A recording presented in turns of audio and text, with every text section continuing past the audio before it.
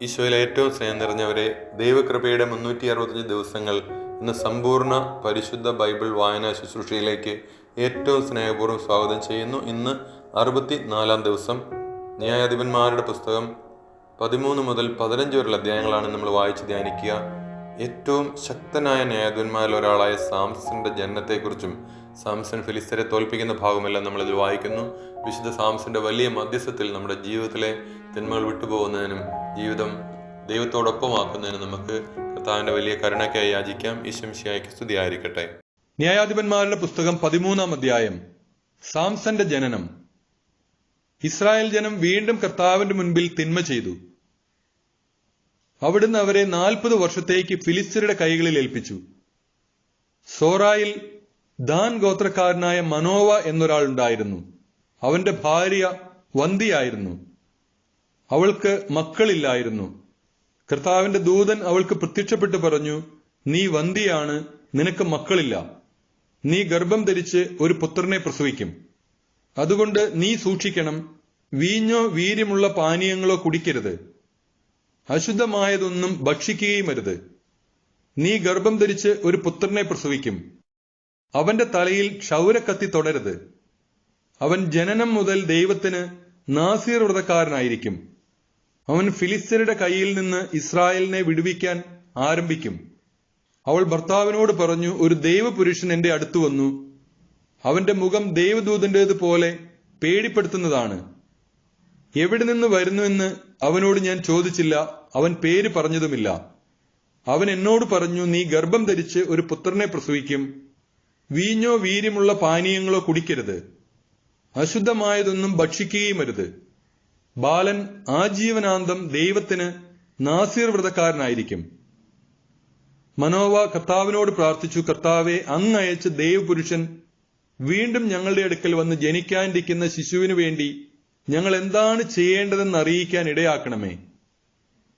മനോവയുടെ പ്രാർത്ഥന ദൈവം കേട്ടു. വയലിലായിരിക്കുമ്പോൾ ദൈവദൂതൻ വീണ്ടും സ്ത്രീയുടെ അടുത്തു വന്നു. ഭർത്താവായ മനോവ അവളോട് കൂടെ ഉണ്ടായിരുന്നില്ല. അവൾ പെട്ടെന്ന് ഓടിച്ചെന്ന് ഭർത്താവിനോട് പറഞ്ഞു, എന്റെ അടുത്ത് കഴിഞ്ഞ ദിവസം വന്ന ആൾ വീണ്ടും പ്രത്യക്ഷപ്പെട്ടിരിക്കുന്നു. മനോവ എഴുന്നേറ്റ് ഭാര്യയുടെ പിന്നാലെ ചെന്ന് അവനോട് ചോദിച്ചു, ഇവളോട് സംസാരിച്ചവൻ നീയോ? അവൻ പറഞ്ഞു, ഞാൻ തന്നെ. അപ്പോൾ മനോവ ചോദിച്ചു, നിന്റെ വാക്കുകൾ നിറവേറുമ്പോൾ ബാലന്റെ ജീവിതചര്യ എങ്ങനെയായിരിക്കണം? അവൻ എന്താണ് ചെയ്യേണ്ടത്? കർത്താവിന്റെ ദൂതൻ മനോവയോട് പറഞ്ഞു, ഞാൻ സ്ത്രീയോട് പറഞ്ഞതെല്ലാം അവൾ പാലിക്കട്ടെ. മുന്തിരിയിൽ നിന്നുള്ള യാതൊന്നും അവൾ ഭക്ഷിക്കരുത്. വീഞ്ഞോ ലഹരി പദാർത്ഥമോ കുടിക്കരുത്. അശുദ്ധമായതൊന്നും തിന്നുകയും അരുത്. ഞാൻ അവളോട് കൽപ്പിച്ചതൊക്കെ അവൾ പാലിക്കണം. മനോവ കർത്താവിന്റെ ദൂതനോട് പറഞ്ഞു, ഞാൻ ഒരു ആട്ടിൻകുട്ടിയെ പാകം ചെയ്യുന്നതുവരെ നിൽക്കണമേ. കർത്താവിന്റെ ദൂതൻ പറഞ്ഞു, നീ പിടിച്ചു നിർത്തിയാലും നിന്റെ ഭക്ഷണം ഞാൻ കഴിക്കുകയില്ല. എന്നാൽ നീ പാകം ചെയ്യുന്നെങ്കിൽ അത് കർത്താവിന് ദഹനബലിയായി അർപ്പിക്കുക. കർത്താവിന്റെ ദൂതനാണ് അവനെന്ന് മനോവ അറിഞ്ഞിരുന്നില്ല. അവൻ കർത്താവിന്റെ ദൂതനോട്, നിന്റെ പേരെന്ത്? നീ പറഞ്ഞത് സംഭവിക്കുമ്പോൾ ഞങ്ങൾ നിന്നെ ബഹുമാനിക്കണമല്ലോ എന്ന് പറഞ്ഞു. ദൂതൻ അവനോട് ചോദിച്ചു, എന്റെ പേര് അത്ഭുതകരമായിരിക്കെ നീ അത് ചോദിക്കുന്നതെന്തിന്? അപ്പോൾ മനോവ ആട്ടിൻകുട്ടിയെ കൊണ്ടുവന്ന് ധാന്യബലിയോടുകൂടെ അത്ഭുതം പ്രവർത്തിക്കുന്നവനായ കർത്താവിന് പാറപ്പുറത്ത് വെച്ച് അർപ്പിച്ചു. ബലിപീഠത്തിൽ നിന്ന് അഗ്നിജ്വാല ആകാശത്തിലേക്ക് ഉയർന്നു. മനോവയും ഭാര്യയും നോക്കി നിൽക്കെ കർത്താവിന്റെ ദൂതൻ ബലിപീഠത്തിലെ അഗ്നിജ്വാലയിലൂടെ ഉയർന്നുപോയി. അവർ നിലത്ത് കമിഴ്ന്നു വീണു. അവൻ മനോവയ്ക്കും ഭാര്യയ്ക്കും പിന്നീട് പ്രത്യക്ഷപ്പെട്ടില്ല. അത് കർത്താവിന്റെ ദൂതനായിരുന്നുവെന്ന് മനോവയ്ക്ക് വ്യക്തമായി. മനോവ ഭാര്യയോട് പറഞ്ഞു, ദൈവത്തെ കണ്ടതുകൊണ്ട് നാം തീർച്ചയായും മരിക്കും. അവൾ പറഞ്ഞു, നമ്മെ കൊല്ലണമെന്ന് ഉദ്ദേശിച്ചിരുന്നെങ്കിൽ കർത്താവ് നമ്മുടെ കയ്യിൽ നിന്നും ദഹനബലിയും ധാന്യബലിയും സ്വീകരിക്കുകയോ ഇക്കാര്യങ്ങൾ കാണിച്ചു തരികയോ അറിയിക്കുകയോ ചെയ്യുമായിരുന്നില്ല. അവൾ ഒരു പുത്രനെ പ്രസവിച്ചു. സാംസൺ എന്നവന് പേരിട്ടു. കുട്ടി വളർന്നു. കർത്താവ് അവനെ അനുഗ്രഹിച്ചു. സോറായ്ക്കും എഷ്താവോലിനും മധ്യേയുള്ള മഹനേദാനിൽ വെച്ച് കർത്താവിന്റെ ആത്മാവ് അവനിൽ പ്രവർത്തിച്ചു തുടങ്ങി. ന്യായാധിപന്മാരുടെ പുസ്തകം 14-ാം അധ്യായം. സാംസന്റെ വിവാഹം. സാംസൺ തിമ്നായിലേക്ക് പോയി. അവിടെ വെച്ച് ഒരു ഫിലിസ്തീയ യുവതിയെ കണ്ടു. അവൻ തിരിച്ചുവന്ന് മാതാപിതാക്കന്മാരോട് പറഞ്ഞു, തിമ്നായിൽ ഞാൻ ഒരു ഫിലിസ്തീയ യുവതിയെ കണ്ടുമുട്ടി. അവളെ എനിക്ക് വിവാഹം ചെയ്തു തരണം. അവർ പറഞ്ഞു, നിന്റെ ബന്ധുക്കളിലോ നമ്മുടെ ജനത്തിലോ സ്ത്രീകളില്ലാഞ്ഞിട്ടാണോ നീ അപരിച്ഛേദിതരായ ഫിലിസ്ത്യരുടെ ഇടയിൽ ഭാര്യയെ അന്വേഷിക്കുന്നത്? എന്നാൽ സാംസൺ പറഞ്ഞു, അവളെ എനിക്ക് തരിക, അവളെ എനിക്ക് ഇഷ്ടപ്പെട്ടു. അത് കർത്താവിന്റെ ഹിതമാണെന്ന് മാതാപിതാക്കന്മാർ മനസ്സിലാക്കിയില്ല. അവിടുന്ന് ഫിലിസ്ത്യർക്കെതിരായി ഒരവസരം പാർത്തിരിക്കുകയായിരുന്നു. അക്കാലത്ത് ഫിലിസ്ത്യർ ഇസ്രായേലിന്റെ മേൽ ആധിപത്യം പുലർത്തിയിരുന്നു. സാംസൺ മാതാപിതാക്കന്മാരുടെ കൂടെ തിമ്നായിലേക്ക് പോയി. അവിടെ ഒരു മുന്തിരിത്തോപ്പിൽ എത്തിയപ്പോൾ ഒരു സിംഹക്കുട്ടി അവന്റെ നേരെ അലറി വന്നു. കർത്താവിന്റെ ആത്മാവ് അവനിൽ ശക്തമായി ആവസിച്ചു. ആയുധം കൂടാതെ ആട്ടിൻകുട്ടിയെ എന്ന പോലെ അവൻ ആ സിംഹത്തെ ചീന്തിക്കളഞ്ഞു. എന്നാൽ മാതാപിതാക്കന്മാരെ അക്കാര്യം അറിയിച്ചില്ല. സാംസൺ ആ സ്ത്രീയോട് സംസാരിച്ചു. അവന് അവളെ വളരെ ഇഷ്ടപ്പെട്ടു. കുറച്ചുനാൾ കഴിഞ്ഞ് അവളെ കൂട്ടിക്കൊണ്ടുപോകാൻ അവൻ വന്നു. വഴിമധ്യേ ആ സിംഹത്തിന്റെ ഉടൽ കാണാൻ അവൻ തിരിഞ്ഞു. അതാ സിംഹത്തിന്റെ ശരീരത്തിൽ ഒരു തേൻകൂട്. അവനത് അടർത്തിയെടുത്ത് ഭക്ഷിച്ചുകൊണ്ട് മാതാപിതാക്കളുടെ അടുത്തെത്തി. അവർക്കും കൊടുത്തു. അവരും ഭക്ഷിച്ചു. എന്നാൽ ചത്ത സിംഹത്തിന്റെ ഉടലിൽ നിന്നാണ് തേൻ എടുത്തതെന്ന് അവൻ അവരോട് പറഞ്ഞില്ല. അവന്റെ പിതാവ് യുവതിയുടെ വീട്ടിലേക്ക് പോയി. സാംസൺ അവിടെ ഒരു വിരുന്ന് നടത്തി. യുവാക്കന്മാർ അങ്ങനെ ചെയ്യുക പതിവായിരുന്നു. അവനെ കണ്ടപ്പോൾ അവിടുത്തുകാർ 30 പേരെ അവന് തോഴരായി കൊടുത്തു. സാംസൺ അവരോട് പറഞ്ഞു, ഞാൻ നിങ്ങളോട് ഒരു കടംകഥ പറയാം. വിരുന്നിന്റെ 7 ദിവസത്തിനകം ഉത്തരം പറഞ്ഞാൽ ഓരോ ചണവസ്ത്രവും വിശേഷ വസ്ത്രവും തരാം. ഉത്തരം പറയാൻ സാധിക്കാതെ വന്നാൽ നിങ്ങൾ 30 ചണവസ്ത്രവും അത്രയും വിശേഷ വസ്ത്രവും എനിക്ക് തരണം. അവർ പറഞ്ഞു, നിന്റെ കടംകഥ കേൾക്കട്ടെ. അവൻ പറഞ്ഞു, ഭോക്താവിൽ നിന്ന് ഭോജനവും മല്ലനിൽ നിന്ന് മാധുര്യവും പുറപ്പെട്ടു. 3 ദിവസമായിട്ടും കടംകഥയുടെ പൊരുൾ അവർക്ക് പിടികിട്ടിയില്ല. 4-ാം ദിവസം അവർ സാംസന്റെ ഭാര്യയോട് പറഞ്ഞു, നിന്റെ ഭർത്താവിനെ വശീകരിച്ച് കടംകഥയുടെ പൊരുളറിഞ്ഞ് ഞങ്ങളോട് പറയുക, അല്ലെങ്കിൽ ഞങ്ങൾ നിന്നെ കുടുംബത്തോടെ ചുട്ടരിക്കും. ദരിദ്രരാക്കാനാണോ നിങ്ങൾ ഞങ്ങളെ ക്ഷണിച്ചു വരുത്തിയത്? സാംസന്റെ ഭാര്യ അവന്റെ മുമ്പിൽ കരഞ്ഞുകൊണ്ട് പറഞ്ഞു, നിനക്കെന്നോട് വെറുപ്പാണ്, എന്നെ സ്നേഹിക്കുന്നില്ല. എന്റെ ആളുകളോട് നീ ഒരു കടങ്കഥ പറഞ്ഞിരിക്കുന്നു, എന്നാൽ അത് എന്തെന്ന് എന്നോട് പറഞ്ഞില്ല.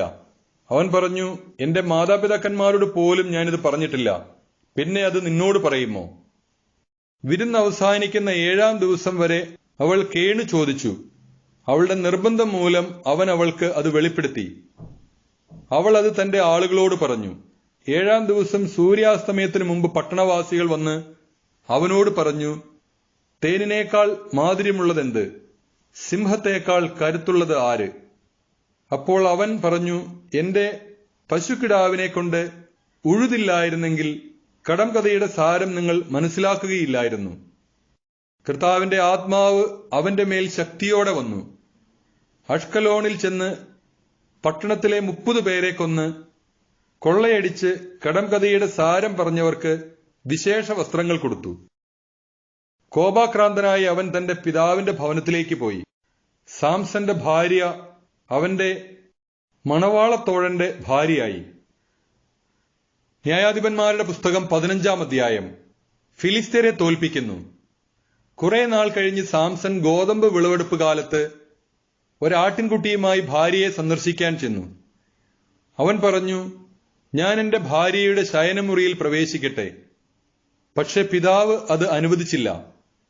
അവളുടെ പിതാവ് പറഞ്ഞു, നീ അവളെ അതിയായി വെറുക്കുന്നുവെന്ന് വിചാരിച്ച് ഞാൻ അവളെ നിന്റെ കൂട്ടുകാരന് കൊടുത്തു. അവളുടെ ഇളയ സഹോദരി അവളേക്കാൾ സുന്ദരിയല്ലേ, അവളെ സ്വീകരിച്ചാലും. സാംസൺ പറഞ്ഞു, ഇപ്രാവശ്യവും ഫിലിസ്ത്യരോട് ഞാൻ എന്തെങ്കിലും അതിക്രമം പ്രവർത്തിച്ചാൽ അത് എന്റെ കുറ്റമായിരിക്കില്ല. സാംസൺ പോയി 300 കുറുനരികളെ പിടിച്ചു. കുറെ പന്തങ്ങളും ഉണ്ടാക്കി. ഈ 2 വാലോട് വാൽ ചേർത്ത് ബന്ധിച്ച് അവയ്ക്കിടയിൽ പന്തവും വെച്ച് കെട്ടി. അനന്തരം അവൻ പന്തങ്ങൾക്ക് തീ കൊളുത്തി അവയെ ഫിലിസ്ത്യരുടെ ധാന്യവിളയിലേക്ക് വിട്ടു. വയലിൽ നിൽക്കുന്ന വിളയും കൊയ്ത കറ്റയും ഒലിവ് തോട്ടങ്ങളും കത്തി ചാമ്പലായി. ഫിലിസ്ത്യർ ചോദിച്ചു, ആരാണിത് ചെയ്തത്? അവർ പറഞ്ഞു, ആ തിമ്നാക്കാരന്റെ മരുമകനായ സാംസൺ അവന്റെ ഭാര്യയെ അമ്മായിപ്പൻ അവന്റെ കൂട്ടുകാരന് കൊടുത്തതുകൊണ്ട് ചെയ്തതാണിത്. ഫിലിസ്ത്യർ ചെന്ന് അവളെയും അവളുടെ പിതാവിനെയും അഗ്നിക്കിരയാക്കി. സാംസൺ അവരോട് പറഞ്ഞു, ഇങ്ങനെയാണ് നിങ്ങൾ പ്രവർത്തിക്കുന്നതെങ്കിൽ ഞാൻ ശപഥം ചെയ്യുന്നു, ഞാൻ നിങ്ങളോട് പ്രതികാരം ചെയ്തിട്ട് സ്ഥലം വിടും. അവൻ അവരെ ക്രൂരമായി പ്രഹരിച്ച് കൊന്നുകളഞ്ഞു. അതിനുശേഷം അവൻ ഏത്താം പാറക്കെട്ടിൽ പോയി താമസിച്ചു. അപ്പോൾ ഫിലിസ്ത്യർ യൂദായിൽ ചെന്ന് പാളയമടിച്ച് ലേഹി പട്ടണം ആക്രമിച്ചു. യൂദായിലെ ജനം ചോദിച്ചു, നിങ്ങൾ ഞങ്ങൾക്കെതിരായി വന്നതെന്തുകൊണ്ട്? അവർ പറഞ്ഞു, സാംസൺ ഞങ്ങളോട് ചെയ്തതിന് പകരം വീട്ടാൻ അവനെ ബന്ധനസ്ഥനാക്കുന്നതിനു വേണ്ടിയാണ് ഞങ്ങൾ വന്നിരിക്കുന്നത്. അപ്പോൾ യൂദായിലെ 3000 ആളുകൾ ഏത്താം പാറയിടുക്കിൽ ചെന്ന് സാംസനോട് പറഞ്ഞു, ഫിലിസ്ത്യരാണ് ഞങ്ങളുടെ ഭരണാധികാരികൾ എന്ന് നിനക്കറിഞ്ഞുകൂടെ? പിന്നെ നീ ഇപ്പോൾ ഞങ്ങളോട് ഈ ചെയ്തതെന്ത്? അവൻ പറഞ്ഞു, അവർ എന്നോട് ചെയ്തതുപോലെ ഞാൻ അവരോടും ചെയ്തു. അവർ പ്രതിവചിച്ചു, നിന്നെ ബന്ധിച്ച് ഫിലിസ്ത്യരുടെ കയ്യിൽ ഏൽപ്പിക്കാൻ വന്നിരിക്കുകയാണ് ഞങ്ങൾ. സാംസൺ പറഞ്ഞു, നിങ്ങൾ എന്റെ മേൽ ചാടി വീഴുകയില്ലെന്ന് സത്യം ചെയ്യുക. അവർ പറഞ്ഞു, ഇല്ല, ഞങ്ങൾ നിന്നെ ബന്ധിച്ച് ഫിലിസ്ത്യരുടെ കയ്യിൽ ഏൽപ്പിക്കുകയുള്ളൂ, കൊല്ലുകയില്ല. അവർ പുതിയ 2 കയറുകൊണ്ട് അവനെ ബന്ധിച്ച് പാറയ്ക്ക് വെളിയിൽ കൊണ്ടുവന്നു. അവൻ ലേഹിയിലെത്തിയപ്പോൾ ഫിലിസ്ത്യർ ആർപ്പുവിളികളോടെ അവനെ കാണാനെത്തി. കർത്താവിന്റെ ആത്മാവ് ശക്തിയോടെ അവന്റെ മേൽ വന്നു. അവനെ ബന്ധിച്ചിരുന്ന കയർ കരിഞ്ഞ ക്ഷണനൂൽ പോലെയായി തീർന്നു. കെട്ടുകൾ അറ്റുവീണു. ആയിടെ ചത്ത ഒരു കഴുതയുടെ താടിയിൽ കിടക്കുന്നത് അവൻ കണ്ടു. അതെടുത്തവൻ 1000 പേരെ അതുകൊണ്ട് കൊന്നു. എന്നിട്ട് അവൻ ഘോഷിച്ചു, കഴുതയുടെ താടിയെല്ലുകൊണ്ട് ഞാൻ അവരെ കൂന കൂട്ടി. കഴുതയുടെ താടിയെല്ലുകൊണ്ട് 1000 പേരെ ഞാൻ കൊന്നു. ഇത് പറഞ്ഞിട്ട് അവൻ എല്ലെറിഞ്ഞു കളഞ്ഞു. ആ സ്ഥലത്തിന് റാമാത്ത് ലേഹി എന്ന് പേര് ലഭിച്ചു. അവന് വലിയ ദാഹമുണ്ടായി. അവൻ കർത്താവിനെ വിളിച്ചപേക്ഷിച്ചു. അവിടുത്തെ ദാസന്റെ കരങ്ങളാൽ ഈ വലിയ വിജയം അവിടുന്ന് നേടിത്തന്നിരിക്കുന്നു. ഇപ്പോൾ ഞാൻ ദാഹം കൊണ്ട് മരിച്ച് അപരിച്ഛേദരുടെ കൈകളിൽ വീഴണമോ? ദൈവം ലേഹിയിലുള്ള പൊള്ളയായ ഒരു സ്ഥലം തുറന്നു. അതിൽ നിന്ന് ജലം പുറപ്പെട്ടു. അവൻ വെള്ളം കുടിച്ച് ഊർജ്ജസ്വലനായി. അതുകൊണ്ട് അതിന് എൻഹക്കോർ എന്ന് പേര് കിട്ടി. അതിന്നും അവിടെയുണ്ട്. ഫിലിസ്ത്യരുടെ കാലത്ത് 20 വർഷം സാംസൺ ഇസ്രായേലിൽ ന്യായാധിപനായിരുന്നു.